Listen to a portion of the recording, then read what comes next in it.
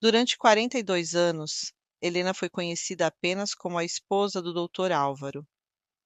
Na pequena cidade de Santa Aurora, ninguém perguntava o que ela pensava. Perguntavam se o marido estava bem. Ninguém elogiava sua inteligência. Elogiavam o almoço de domingo. A casa onde moravam era grande, mas estranhamente vazia. Quadros escolhidos por ele, móveis decididos por ele. Até as cortinas, que Helena achava escuras demais, estavam ali porque combinavam com o escritório.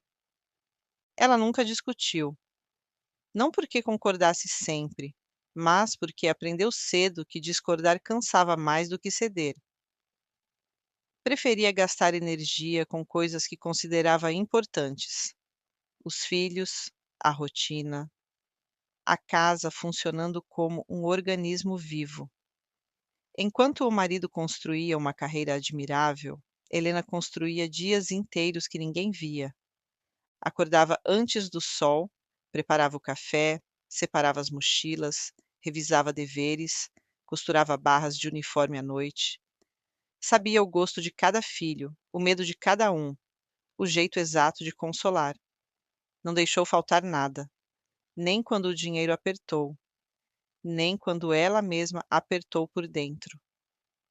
Ela se dizia que aquilo era amor, e talvez fosse, mas era um amor que sempre cobrava dela um pedaço a mais.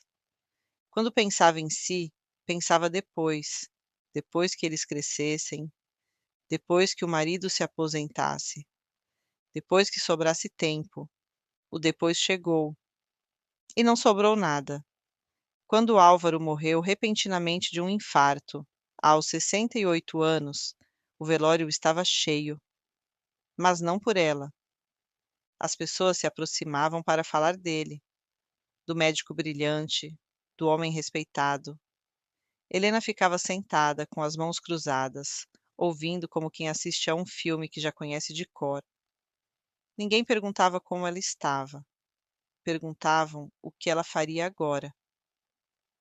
Quando ele morreu, todos disseram que ela havia perdido o chão. Ela pensou em silêncio. Eu perdi foi o papel, porque o chão, na verdade, ela sempre sustentou. Naquela noite, Helena chorou sozinha, não pela morte de Álvaro, mas pela certeza dolorosa de que ela havia sido apagada da própria vida. Sozinha, o silêncio pesava mais do que o luto.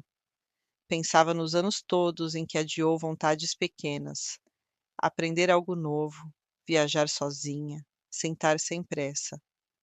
Pensava sempre no depois. Ela deitou na cama de casal e sentiu um vazio que não era saudade.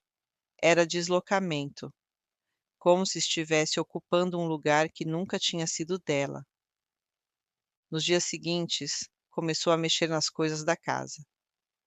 Não por organização, mas por necessidade de tocar o que ainda era concreto. Abriu gavetas antigas, caixas esquecidas, armários que ninguém abria há anos. Foi assim que encontrou o caderno, capa azul, surrado pelo tempo, as pontas dobradas, as páginas amareladas. Reconheceu a própria letra antes mesmo de se sentar. Era dela, do início do relacionamento, de quando ainda se escrevia inteira. Havia planos simples: aprender algo novo, viajar sem roteiro, trabalhar fora, dividir decisões. Havia frases sobre parceria, sobre não se anular, sobre caminhar junto. Havia promessas, não escritas por ele, mas feitas acreditando que seriam compartilhadas. Helena passou as páginas devagar. Não havia raiva, havia uma espécie de espanto tardio, como se estivesse lendo a história de outra mulher, uma mulher que acreditava que não precisaria desaparecer para ser amada. O caderno não acusava, apenas mostrava, como um espelho silencioso daquilo que poderia ter sido, mas não foi. Ela fechou o caderno e o deixou sobre a mesa da sala.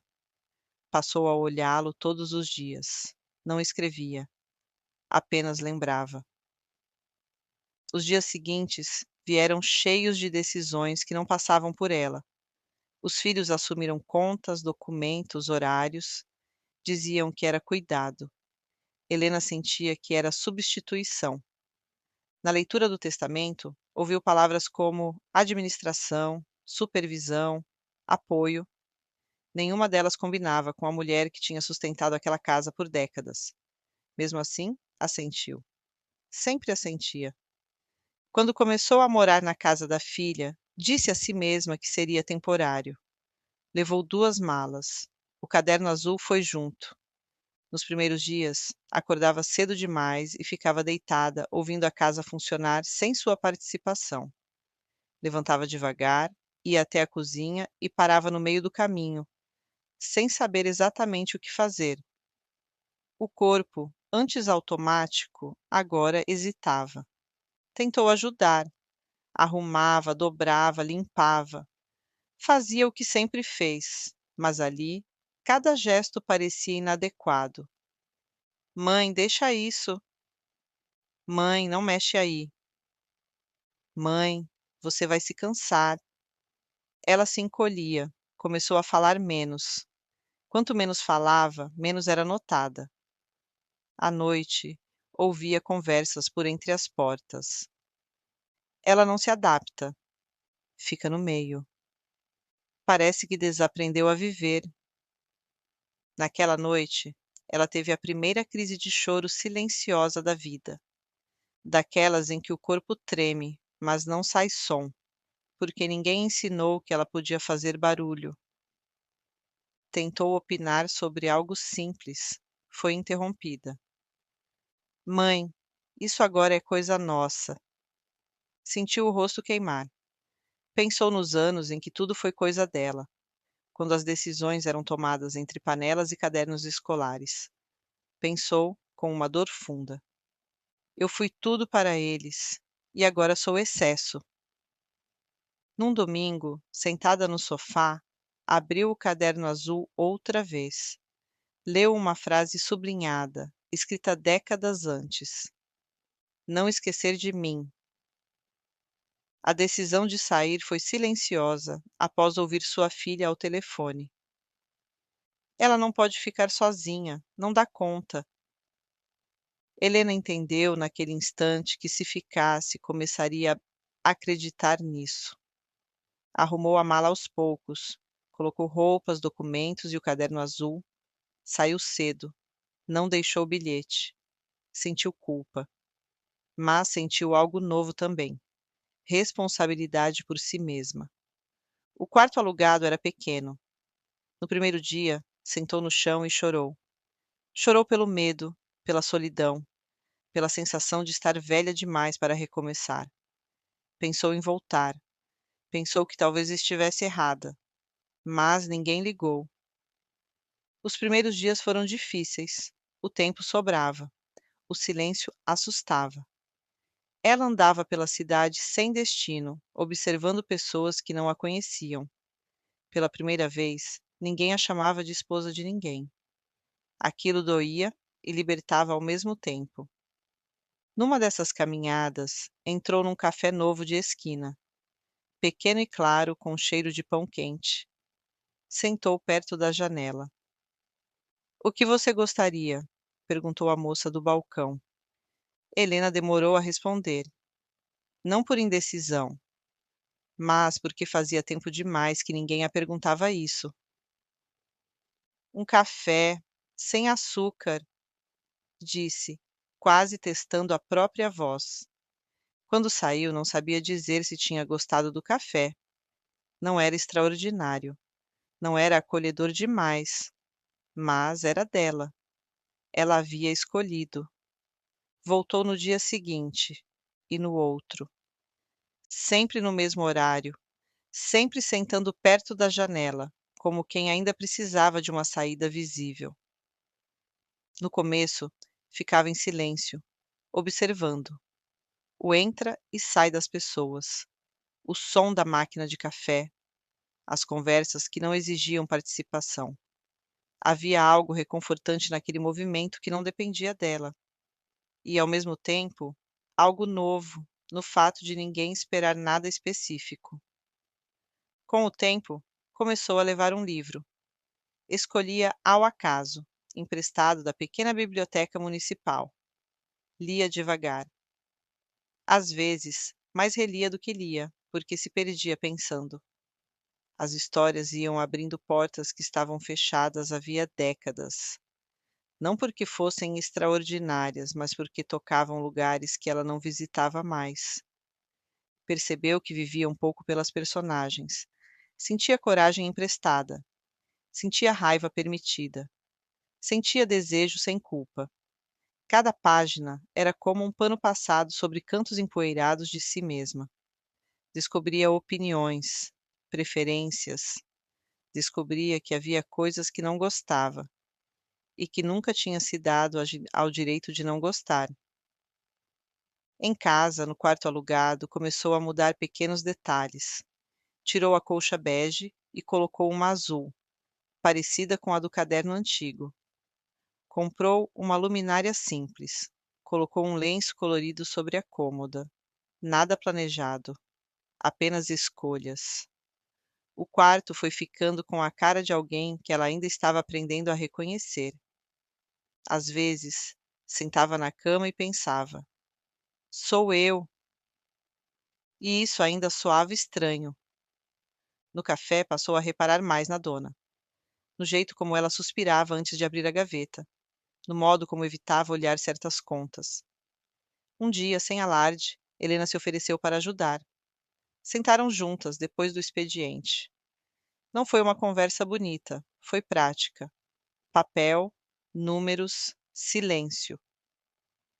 Você já fez isso antes, disse a dona, não como pergunta, mas como constatação.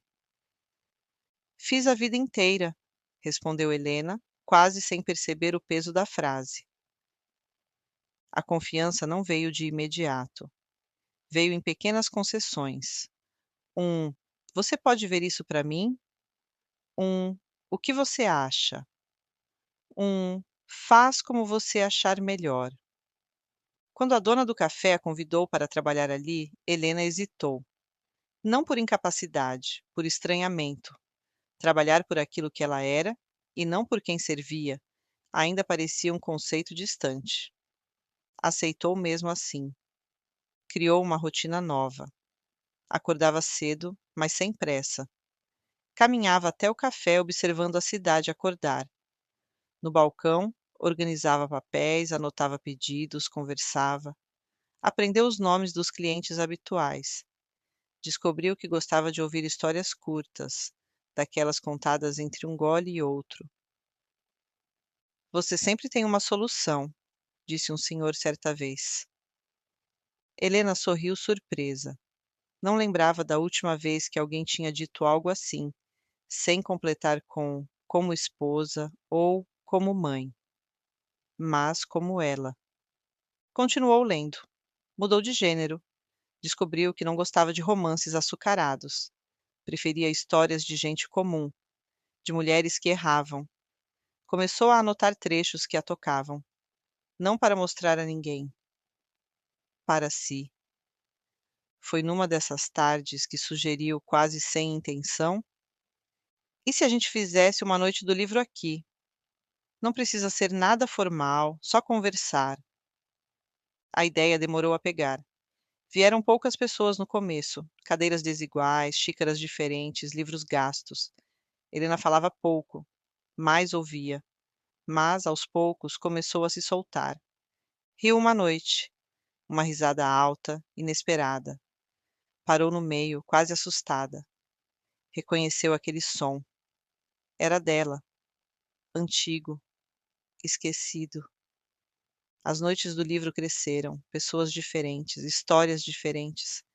Helena passou a ser referência ali, não porque liderava, mas porque acolhia, sabia ouvir, sabia fazer perguntas, sabia esperar o tempo do outro, como sempre soube, só que agora sem se apagar. No quarto, colou na parede uma frase tirada de um livro, depois outra. O espaço foi se enchendo de marcas dela. O espelho parecia menos estranho, o silêncio menos pesado. Passou a pintar.